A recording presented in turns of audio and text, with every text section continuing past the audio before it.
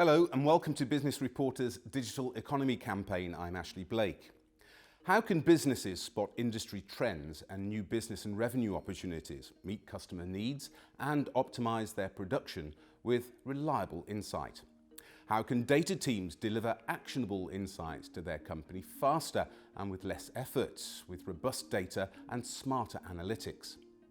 Ask any IT manager or data expert and you'll hear that they're always running against the clock and pressure on data departments never lets up. To square the circle and help IT departments deliver under pressure and on time requires a game-changing solution. Heine Iversen, founder and CEO of TimeXtender, is here to talk about some new technology that could solve the problem. Heine, welcome to Business Reporter's Digital Economy campaign. Let me start by asking you, why are so many data departments late at delivering data and insight into their organizations?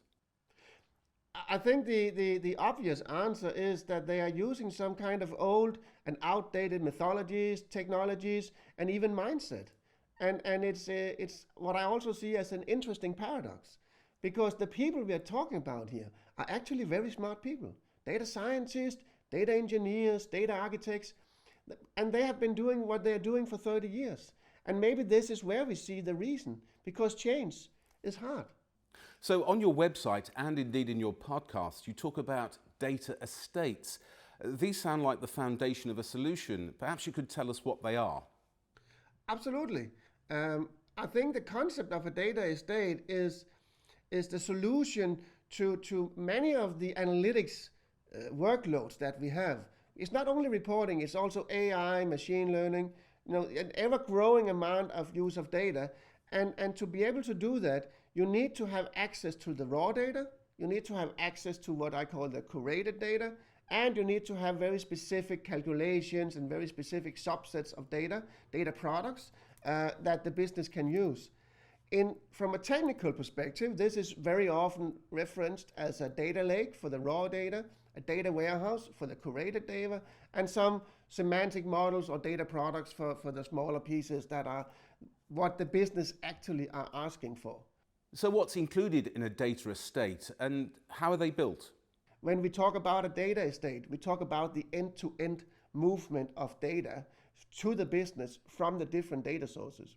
Heine, why do you think that the data estates of these organizations are not meeting expectations? Why is it so slow and inefficient? The main reason for those companies is that they select the wrong methodology and the wrong approach to how to deliver on this. Not long ago, I talked to one of our customers and I was asking, why are you not changing how we do this? Why are we just adding more people, growing number of requirements from the business? Just the solution is just hire more consultants, hire more people in. And the problem in delivering fast was actually growing because you were too many people trying to work on the same data at the same time, and they were just basically tipping on each other's toes. And the reply was, well, we don't have time to stop and reflect. And another interesting question was, who should pay? Okay, how do you build a solid data estate? What are the three most important elements, would you say? Yeah, but if you really want to build a solid data estate, you need to start to taking the right approach. So we need to say, okay, what are the data sources we have? And map all the data sources out. Make sure that we get all our raw data into a data lake. And use that as the foundation, because that is the first step. The most difficult step for most people, especially on the business side, is to figure out what data is available in what systems and how do I get it out. So if we can start by simply saying, okay, we use and we make sure that we on a daily basis or whatever time frequency that is adding value, we are actually going to make sure that we have every single raw data available in a data lake. Once we have done that, we can move on and design a data warehouse. And yes, we can do it the classic way since 89, Kimball came out with the star schema. One of the most used ways. There's new ways to design the data warehouse, data vaults, Imnon. But they are all based on what I would say the wrong methodology, because they are all come from where we have a limitation of compute, from storage, and from memory. So we had limited resources, hardware resources available when we designed these models, these methodologies on how to develop data models. We don't have any limitations in the cloud, or at least we can pretend that we don't have, because we can scale. Most companies, very few companies on this planet cannot scale unlimited to solve data issues on the cloud today. It might have a cost, but the technical part is taken care of.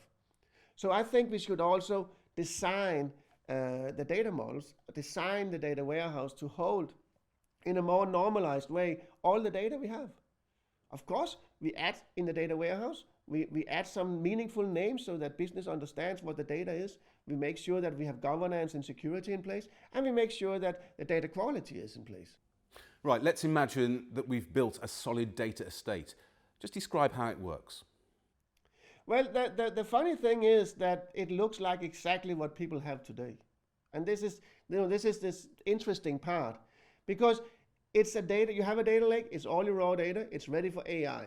Whatever workload you have relating to AI, connect to your data lake, get your raw data, build your Python scripts, you're up and running.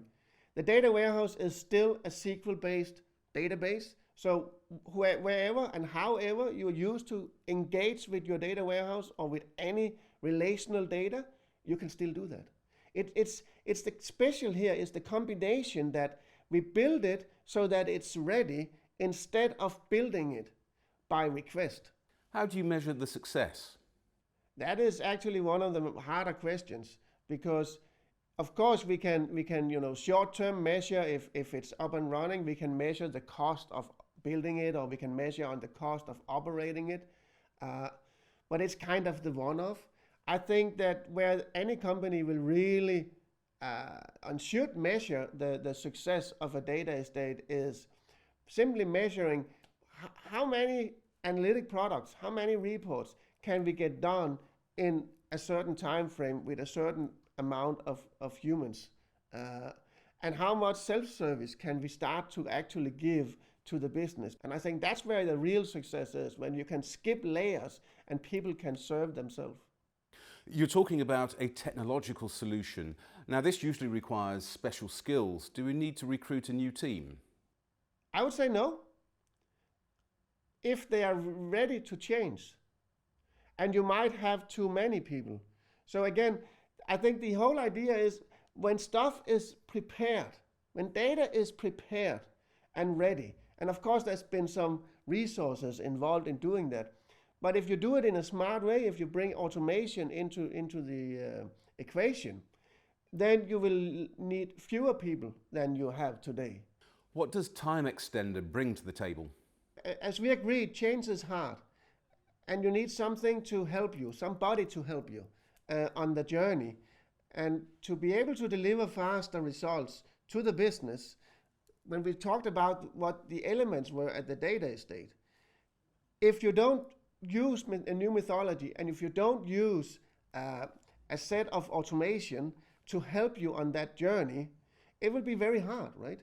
So if we can give you, and what we are giving you, is the data estate builder, which will take care of all the tedious work. You need to think about what is the business value, what is the data I have, but the tedious work that needs to happen, not only today to get started, but it's an ongoing thing. The data sources, the application being used in your business is going to change, and everybody can see that it's changing at an even more rapid scale. What's next for the data economy, and what's next for TimeXtender? This change is forever going, right? It's not a one-off. It's not like a train station that you go to and now happy I'm here. It's an ongoing change of both mindset and methodology, supported by technology. Our promise to you is that we will make sure that the technology will continue to evolve and support all the underlying technologies that are needed from a very technical perspective, so that you can take your journey, which is evolving on building out your data estate, building out your data products, so to support the business in a faster and faster pace. And be completely future-proof, regardless of what other technologies that change in the future. Heine Iversen, TimeXtender.